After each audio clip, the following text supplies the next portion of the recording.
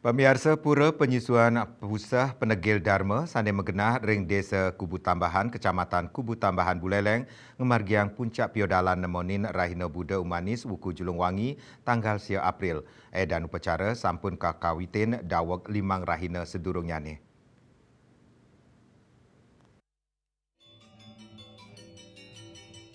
Kalian ulu pura penyusuan Pusat Penegil Dharma Gede Arda Krisna Ngawadarang dudonan acara sampun kekawitin dawak petang raina sadurungnya ni kadulurin antuk mereresik ring widangan pura kelanturang ngias pelinggih ngaturang piuning ngaturang bakti panglantur raris ring pemargi puncak piodalan krama pengempon laksana yang mendak tirta kesegara sa puncak piodalan sah ngaturang sembah pangubaktian.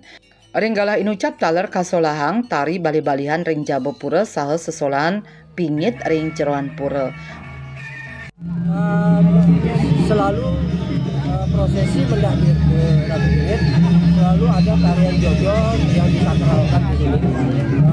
Itu selalu mengikuti proses 3 kali mendakwir.